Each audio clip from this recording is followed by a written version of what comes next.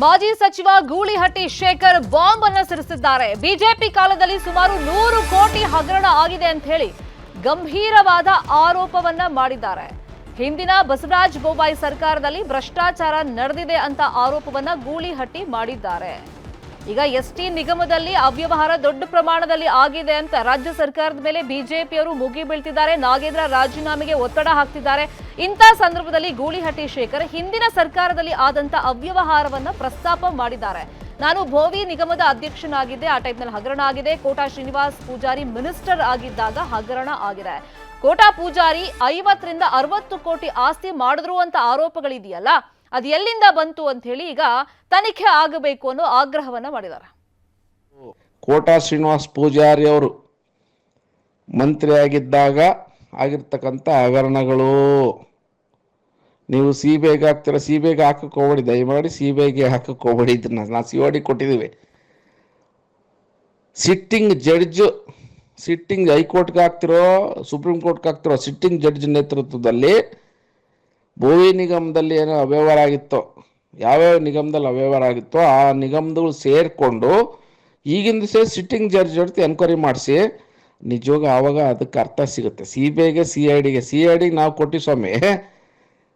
ಕೋಟಾ ಶ್ರೀನಿವಾಸ ಪೂಜಾರಿ ಪಾಪ ಅವರಂತ ಪ್ರಾಮಾಣಿಕತ್ರು ಯಾರೂ ಇಲ್ಲ ದೇಶದಲ್ಲಿ. 50-60 ಕೋಟಿ ಚುನಾವಣಾ ಸಂದರ್ಭದಲ್ಲಿ 60 ಕೋಟಿ ಆಸ್ತಿ ಮಾಡಿದ್ರು ಎಲ್ಲಿಂದ ಬಂತು ಅಂತ ಅದು ಉದಾಹರಣೆ ಕೊಟ್ಟೇ ಇಲ್ಲ ಅವರು. ಸ್ವಾಮಿ ನಾನು ಹೇಳ್ತಾ ಇದ್ದೀನಿ ಕೇಳಿಲ್ಲಿ, ಭೋವಿ ನಿಗಮದಲ್ಲಿ 100-120 ಕೋಟಿ ವ್ಯವಹಾರ ಆಯಿತು. ಕೋಟಾ ಶ್ರೀನಿವಾಸ್ ಪೂಜಾರಿ ಅವರು ಮಂತ್ರಿಯಾಗಿದ್ದಾಗ ಆಗಿರ್ತಕ್ಕಂಥ ಹಗರಣಗಳು ನೀವು ಸಿಬಿಐಗೆ ಹಾಕ್ತೀರ, ಸಿಬಿಐಗೆ ಹಾಕಕ್ಕೆ ಹೋಗ್ಬೇಡಿ, ದಯಮಾಡಿ ಸಿಬಿಐಗೆ ಹಾಕಕ್ಕೆ ಹೋಗ್ಬೇಡಿ. ಇದನ್ನ ನಾವು ಸಿಒಡಿ ಕೊಟ್ಟಿದ್ದೀವಿ. ಸಿಟ್ಟಿಂಗ್ ಹೈಕೋರ್ಟ್ಗೆ ಹಾಕ್ತಿರೋ ಸುಪ್ರೀಂ ಕೋರ್ಟ್ಗೆ ಹಾಕ್ತಿರೋ ಸಿಟ್ಟಿಂಗ್ ಜಡ್ಜ್ ನೇತೃತ್ವದಲ್ಲಿ ಭೋವಿ ನಿಗಮದಲ್ಲಿ ಏನೋ ಅವ್ಯವಹಾರ ಆಗಿತ್ತೋ, ಯಾವ್ಯಾವ ನಿಗಮದಲ್ಲಿ ಅವ್ಯವಹಾರ ಆಗಿತ್ತೋ ಆ ನಿಗಮಗಳು ಸೇರಿಕೊಂಡು ಈಗಿನ ಸಿಟ್ಟಿಂಗ್ ಜಡ್ಜ್ ಜೊತೆ ಎನ್ಕ್ವೈರಿ ಮಾಡಿಸಿ ನಿಜವಾಗ ಆವಾಗ ಅದಕ್ಕೆ ಅರ್ಥ ಸಿಗುತ್ತೆ. ಸಿಬಿಐಗೆ ಸಿ ಐ ಡಿಗೆ ನಾವು ಕೊಟ್ಟಿ ಸ್ವಾಮಿ. ಕೋಟಾ ಶ್ರೀನಿವಾಸ ಪೂಜಾರಿ ಪಾಪ ಅವರಂತ ಪ್ರಾಮಾಣಿಕತ್ರು ಯಾರೂ ಇಲ್ಲ ದೇಶದಲ್ಲಿ. 50-60 ಕೋಟಿ ಚುನಾವಣಾ ಸಂದರ್ಭದಲ್ಲಿ 60 ಕೋಟಿ ಆಸ್ತಿ ಮಾಡಿದ್ರು ಎಲ್ಲಿಂದ ಬಂತು ಅಂತ ಅದು ಉದಾಹರಣೆ ಕೊಟ್ಟೇ ಇಲ್ಲ ಅವರು. ಸ್ವಾಮಿ ನಾನು ಹೇಳ್ತಾ ಇದ್ದೀನಿ ಕೇಳಿಲ್ಲಿ, ಭೋವಿ ನಿಗಮದಲ್ಲಿ 100-120 ಕೋಟಿ ವ್ಯವಹಾರ ಆಯಿತು. ಮಾಜಿ ಸಚಿವ ಗೂಳಿಹಟ್ಟಿ ಶೇಖರ್ ಬಾಂಬ್ ಅನ್ನು ಸಿಡಿಸಿದ್ದಾರೆ. ಬಿಜೆಪಿ ಕಾಲದಲ್ಲಿ ಸುಮಾರು 100 ಕೋಟಿ ಹಗರಣ ಆಗಿದೆ ಅಂತ ಹೇಳಿ ಗಂಭೀರವಾದ ಆರೋಪವನ್ನ ಮಾಡಿದ್ದಾರೆ. ಹಿಂದಿನ ಬಸವರಾಜ ಬೊಮ್ಮಾಯಿ ಸರ್ಕಾರದಲ್ಲಿ ಭ್ರಷ್ಟಾಚಾರ ನಡೆದಿದೆ ಅಂತ ಆರೋಪವನ್ನ ಗೂಳಿಹಟ್ಟಿ ಮಾಡಿದ್ದಾರೆ. ಈಗ ಎಸ್ಟಿ ನಿಗಮದಲ್ಲಿ ಅವ್ಯವಹಾರ ದೊಡ್ಡ ಪ್ರಮಾಣದಲ್ಲಿ ಆಗಿದೆ ಅಂತ ರಾಜ್ಯ ಸರ್ಕಾರದ ಮೇಲೆ ಬಿಜೆಪಿಯವರು ಮುಗಿ ಬೀಳ್ತಿದ್ದಾರೆ. ನಾಗೇಂದ್ರ ರಾಜೀನಾಮೆಗೆ ಒತ್ತಡ ಹಾಕ್ತಿದ್ದಾರೆ. ಇಂಥ ಸಂದರ್ಭದಲ್ಲಿ ಗೂಳಿಹಟ್ಟಿ ಶೇಖರ್ ಹಿಂದಿನ ಸರ್ಕಾರದಲ್ಲಿ ಆದಂತ ಅವ್ಯವಹಾರವನ್ನ ಪ್ರಸ್ತಾಪ ಮಾಡಿದ್ದಾರೆ. ನಾನು ಭೋವಿ ನಿಗಮದ ಅಧ್ಯಕ್ಷನಾಗಿದ್ದೆ, ಆ ಟೈಮ್ನಲ್ಲಿ ಹಗರಣ ಆಗಿದೆ. ಕೋಟಾ ಶ್ರೀನಿವಾಸ್ ಪೂಜಾರಿ ಮಿನಿಸ್ಟರ್ ಆಗಿದ್ದಾಗ ಹಗರಣ ಆಗಿದೆ. ಕೋಟಾ ಪೂಜಾರಿ 50 ರಿಂದ 60 ಕೋಟಿ ಆಸ್ತಿ ಮಾಡಿದ್ರು ಅಂತ ಆರೋಪಗಳಿದೆಯಲ್ಲ, ಅದು ಎಲ್ಲಿಂದ ಬಂತು ಅಂತ ಹೇಳಿ ಈಗ ತನಿಖೆ ಆಗಬೇಕು ಅನ್ನೋ ಆಗ್ರಹವನ್ನ ಮಾಡಿದ್ದಾರೆ. ಕೋಟಾ ಶ್ರೀನಿವಾಸ್ ಪೂಜಾರಿ ಅವರು ಮಂತ್ರಿಯಾಗಿದ್ದಾಗ ಆಗಿರ್ತಕ್ಕಂಥ ಹಗರಣಗಳು ನೀವು ಸಿಬಿಐಗೆ ಹಾಕ್ತೀರ, ಸಿಬಿಐಗೆ ಹಾಕಕ್ಕೆ ಹೋಗ್ಬೇಡಿ, ದಯಮಾಡಿ ಸಿಬಿಐಗೆ ಹಾಕಕ್ಕೆ ಹೋಗ್ಬೇಡಿ. ಇದನ್ನ ನಾವು ಸಿಒಡಿ ಕೊಟ್ಟಿದ್ದೀವಿ. ಸಿಟ್ಟಿಂಗ್ ಹೈಕೋರ್ಟ್ಗೆ ಹಾಕ್ತಿರೋ ಸುಪ್ರೀಂ ಕೋರ್ಟ್ಗೆ ಹಾಕ್ತಿರೋ ಸಿಟ್ಟಿಂಗ್ ಜಡ್ಜ್ ನೇತೃತ್ವದಲ್ಲಿ ಭೋವಿ ನಿಗಮದಲ್ಲಿ ಏನೋ ಅವ್ಯವಹಾರ ಆಗಿತ್ತೋ, ಯಾವ್ಯಾವ ನಿಗಮದಲ್ಲಿ ಅವ್ಯವಹಾರ ಆಗಿತ್ತೋ ಆ ನಿಗಮಗಳು ಸೇರಿಕೊಂಡು ಈಗಿನ ಸಿಟ್ಟಿಂಗ್ ಜಡ್ಜ್ ಜೊತೆ ಎನ್ಕ್ವೈರಿ ಮಾಡಿಸಿ ನಿಜವಾಗ ಆವಾಗ ಅದಕ್ಕೆ ಅರ್ಥ ಸಿಗುತ್ತೆ. ಸಿಬಿಐಗೆ ಸಿ ಐ ಡಿಗೆ ನಾವು ಕೊಟ್ಟಿ ಸ್ವಾಮಿ.